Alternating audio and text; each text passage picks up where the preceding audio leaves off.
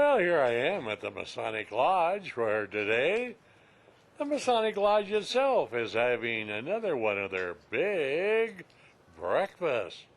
All you can eat. Great fundraisers. Let's go in. Boy, look at this. Every table. Oh, hi. Hi, everybody. By the way, don't have no cooking at home.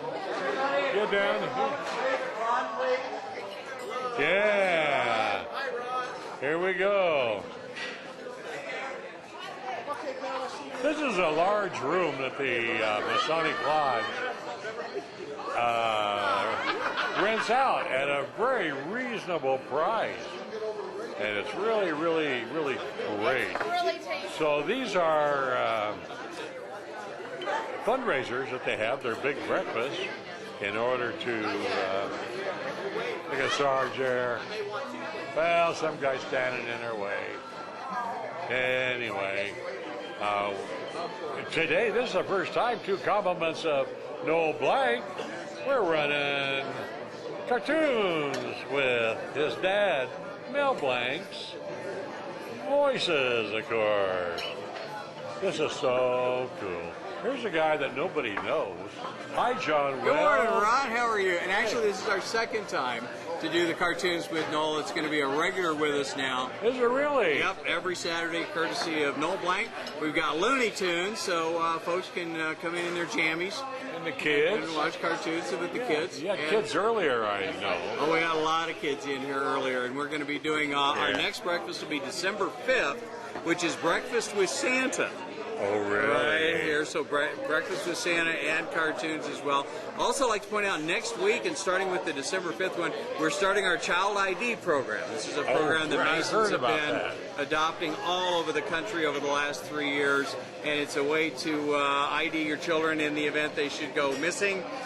It's something you can give the sheriff or the police. It's on a CD. You get a printout. You get all 5 fingerprints on one hand, a voice print, a video print, as well as DNA print. It goes home with the parents. We keep none of the information. We'll be having a booth at Halloween in the Village that will be giving out information. Parents, we decided not to take pictures of the kids at Halloween, just because it's probably not what they really look like. That's right, for sure. And will be available for any child-oriented event as we come through. We're already set up next year with the chamber and with the school district to do some fun things with them. But come on down and have breakfast. And you'll probably do a Healthy Start. Yes, all those types of things. Family Fun Night there. And it's free and to the National parents. Night Out, especially. And it's free to the parents. Oh, and it's so important. Boy, today they could be snatched so quickly. Or runaways or anything, and that's not the time to, when the sheriff asks you, do you have fingerprints of your kids, to think about it at that time. So it's a free program. We're starting it here. You can learn all about it from our website, BigBearMasons.com, www.BigBearMasons.com. Look for the Masonic CHIP. Stands for Child ID program. Oh, right. And come out to the breakfast. We have a great time, and we've done something special this week with the sheriff and police and citizens on patrol. We're our way of saying thanks to those folks in the valley. They get it for half price. Oh, wow. $6 for regular adults, $3 for kids, and it's all you can eat. Well, I'm stuffed, too. And we added chocolate chip pancakes to it this year. So we'll be adding more to the menu as we go on. Thanks for coming out, Ron. Hey, really appreciate it. Really great. Now, let's see. Oh, we got to thank Jamie Nordine. Jamie Nordine, especially Jamie's one of the Masons here in the lodge, and Jamie is donating all the food. So all the proceeds from our breakfast go towards the Child ID program and other things that Masons do here in the Valley. So we really want to thank Jamie for all of that. And we also have in the kitchen the gourmet chef from Get the Burger.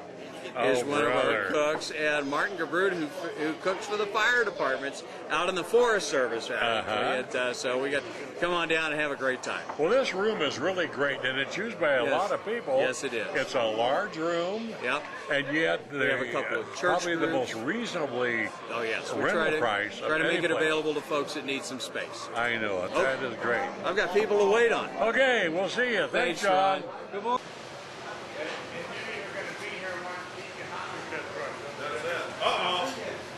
Hey, Ron. Hey, Eric. How you doing? Just great. I keep trying to put cheese on the pancakes. And I understand they announced after we got our pancakes that you got chocolate chip pancakes. Well, yes, it's just Look like at that. Okay, we got 6 people in line. Wow. So neat.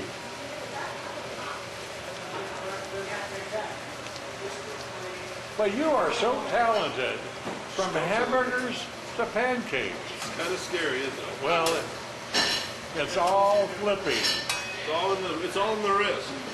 And having a good looking stud like Jim next to you. I know. Hey, Jim, how are you? Oh, come on. That is really cool. Oh, no, you didn't just see that, did you? We'll give that one to the No, camera. no. No, look at that one. Hand me a plate. Gosh. And food. Well, anyway, good seeing you. Good to be seen. Thanks for coming in. Okay. Did you see how many people we're feeding this Yeah. wonderful day? I wonder how many you'll feed all day. I know it's 7 to 11. Yeah, 7 to 11, and we'll keep going as long as people come in. If they keep coming. Oh, We'll for keep lunch, yeah, be Well, great. Yeah, as long as, yeah. But you know, we're doing, did you mention that for firemen and policemen, half off, $3. Oh, really? Yeah. This is Marty. Marty's the supervisor. Right, very good. Yeah, Marty's in charge of everything. Okay, Marty. We'll do everything you tell us to.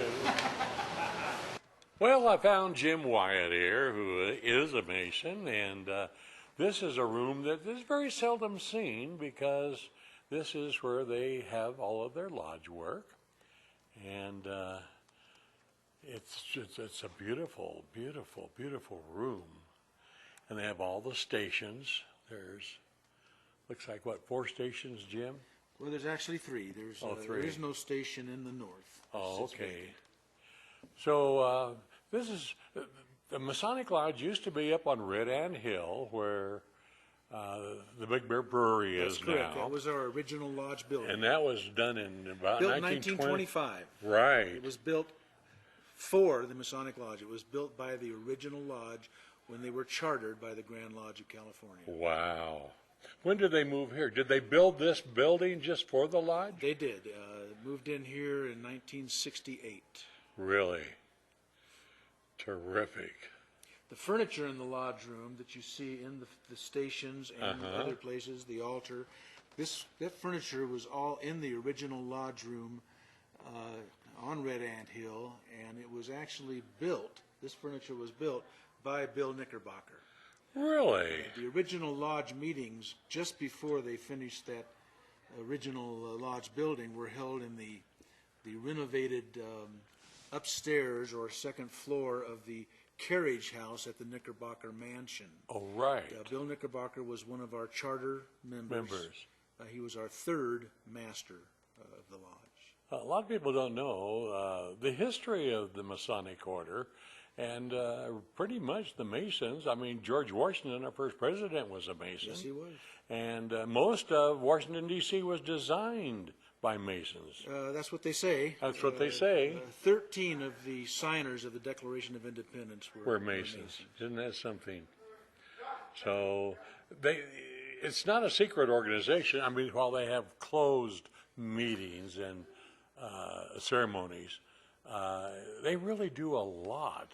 And of course, a lodge like this is just up to 3rd degree, I think. That's correct. And then they go up to Shriners. Well, any blue lodge, as we call them, Oh, are right. only up to 3rd degree. That's a Master Mason. Right. It's entered apprentice, fellowcraft, and Master Mason. Right. And the terms and the symbols, the square, the compass, the plumb, the trowel, they are all symbols of tools that were used by operative Masons back in ancient times. Oh, yes. Masonry stems back to ancient times. Sure. The building of the temples and the building of all the cathedrals in Europe. Right. Those were actual stonemasons, and that evolved sort of through a brotherhood into what we now know as free and accepted Masons. Right. We're not necessarily stonemasons. Doesn't mean that a stonemason No. couldn't be a free and accepted Mason, but it is figurative rather than operative. Sure.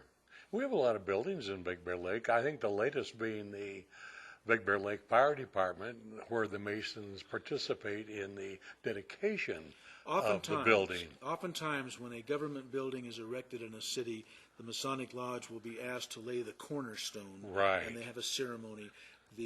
Our nation's capital, the cornerstone was laid by George Washington. Wow. Isn't that something? Really have a history.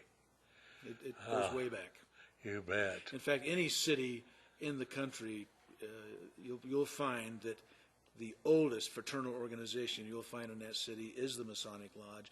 And quite frankly, with rare exception, the people who initially laid the foundations for the city and got things moving as a community grew were the members of the Masonic Lodge. Right. One of the problems today with lodges in general Membership? is membership. Trying to get the younger ones Exactly. in. Exactly. The older ones are, all set and wouldn't miss a meeting or anything. But this lodge, in the last few years, have been getting a lot of younger people in. We have. I mean, in the 30s and 40s and.